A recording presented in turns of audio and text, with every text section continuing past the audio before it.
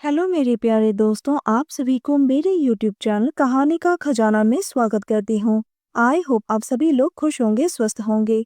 चलिए दोस्तों, आज आप सबको मैं एक नई कहानी सुनाती हूँ। जनवरी महीने की वो ठंड की रात, जब मैं और चाचा एक साथ थे और चाचा ने मेरी तो दोस्तों, मेरा नाम मनीषा है और मैं 25 साल की हूँ। मैं दिल्ली की रहने वाली हूँ और लखनऊ में रहकर अपनी एमए की पढ़ाई कर रही हूँ। मेरे पापा के ताऊजी के छोटे बेटे भी यहाँ लखनऊ में ही रहते हैं। चाचा जी एक प्राइवेट कंपनी में मैनेजर के पद पर है। चाचा की शादी 2 साल पहले ही हुई है। चाचा 32 साल के थे। चाची भी उन्हीं के साथ रहती हैं। चाचा मुझे हमेशा कहते हैं कि मनीषा, कभी हमारे घर भी आया करो। एक दिन मैंने सोचा कि मैं अपने चाचा के घर ही चली जाती हूँ। उस दिन ठंड बहुत ज्यादा थी। जब मैं चाचा के घर पहुंची तो मैंने डोर बेल बजाया। चाचा ने दरवाजा खोला। तब शाम के 6 बजे थे। घर के अंदर जाने के बाद पता चला कि चाची के पापा आए थे। चाची पेट से थी तो वो अपने पापा के साथ अपने मायके चली गई ताकि उनकी अच्छे से देखभाल हो सके। अब घर में सिर्फ चाचा अकेले थे।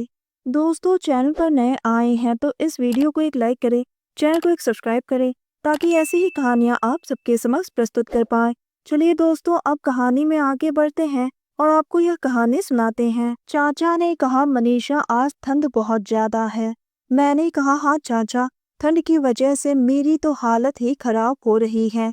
तो चाचा ने हम दोनों के लिए गर्मा गर्म कॉफी बनाए। हम दोनों बैठकर कॉफी पीने लगे। उसके बाद हम दोनों बैठकर टीवी देखने लगे और बातें करने लगे। चाचा ने रात का खाना बनाया। हम दोनों बैठकर खाना खाने लगे। मैंने कहा, चाचा, आपने चाचे की खातिरदारी करते करते खाना बनाना सीख ही लिया। चाचा मेरी बात सुनकर हंसने लगे। उसके बाद मैं आकर चाचा के बिस्तर में ही सो गई। थोड़ी देर बाद चाचा आए तो उन्होंने मुझे कहा कि मनीषा, दूसरे कमरे में जाकर सो जाओ। पर मैंने मना कर दिया और बोली, कोई बात नहीं, आप भी बगल में ही सो जाओ। उन्होंने भी कुछ नहीं बोला और फिर उसी बेड पर कंबल लेकर सो गए। आधी रात को मैं अचानक से जाग गई। मैंने देखा चाचा खराटे लेकर गहरी नींद में सो रहे थे, पर मुझे थोड़ा अजीब सा लग रहा था। जी मचल रहा था और उल्टी सी आने लगी। उसके बाद फिर मैं लेट गई। धीरे धीरे मेरी तबीयत और खराब होने लगी और मैं दर्द से कराहने लगी थी। मेरी कराहने की आवाज से चाचा उठकर बैठ गए। उन्होंने मेरे माथे पर हाथ रखा और कहा, मनीषा, तुम्हें तो तेज बुखार है। मेरी आंखें लाल हो गई।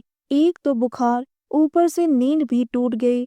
मैंने कहा, चाचा, वो मेरा बदन भी बहुत दर्द कर रहा है। तो चाचा ने कहा, रुको, मैं अभी तुम्हारे लिए लहसुन वाला सरसों का तेल गरम करके लाता हूँ। चाचा ने मेरी स्कर्ट को ऊपर तक उठाया और लहसुन वाला गरम तेल लेकर मेरी मालिश करने लगे। जैसे ही उन्होंने अपना हाथ मेरी जांघों पर रखा तो मेरे मुंह से अपने आप सिसकारियां निकलने लगी। चाचा ने कमरे का हीटर चला दिया। मैं बुरी तरह से कांप रही थी तो चाचा ने मुझे कस के अपनी बाहों में भर लिया। हम दोनों एक ही कंबल के अंदर थे। मैंने अपनी आंखें बंद कर ली। मुझे चाचा के बदन की गर्माहट महसूस हो रही थी। हम दोनों की गर्म सांसें एक दूसरे से टकरा रही थी। पहली बार मैं किसी जवान मर्द की बाहों में थी। चाचा मेरे बालों को हौले हौले से सहला रहे थे। मुझे एक अजीब सा सुकून महसूस हो रहा था। चाचा मुझे ऐसे अपने सीने से चिपकाए हुए थे जैसे माँ अपने बच्चे को। धीरे धीरे मेरी बुखार उतर गई। ठंड तो जैसे गायब ही हो गया था। मैं पूरी तरह से पसीने से भीग चुकी थी। चाचा ने अपनी पकड़ ढीली नहीं की। ठंड में भी मेरे शरीर से पसीना निकल रहा था। एक तो हीटर की गर्मी और दूसरी उनके बदन की गर्माहट में मैं तो पागल ही हो गई थी। इसी तरह से 2 घंटे तक हम दोनों एक दूसरे को पकड़कर लेटे रहे। उसके बाद फिर से उन्होंने मुझे एक कप गर्मा गर्म कॉफी दिया। हम दोनों बैठकर कॉफी पीने लगे और उसके बाद हम फिर से एक दूसरे को पकड़कर सो गए। ये रात मेरे लिए बहुत यादगार रहेगी। सुबह जब मैं सोकर उठी तो चाचा ने मुझसे पूछा, मनीषा, अब तबीयत कैसी है? मैंने शर्म से अपनी नजरें झुकाते हुए कहा, चाचा, अब मैं ठीक हूँ और थोड़ी देर बाद मैं हॉस्टल चली जाऊंगी। चाचा ने कहा जब तक तुम्हारी तबीयत बिल्कुल ठीक नहीं हो जाती है तुम यही मेरे घर पर ही रहना। और उस रात भी चाचा ने मेरी बहुत खातिरदारी की। तो दोस्तों यह कहानी सुनने के बाद आप सबकी क्या राय है हमें कमेंट करके ज़रूर बताइए और साथ इस वीडियो को एक लाइक करें, चैनल को एक सब्सक्राइब करें और नोटिफिकेशन बेल को भी ज़रूर दबाएं ताकि अगली अपडेट सबसे पहले आपको मिले।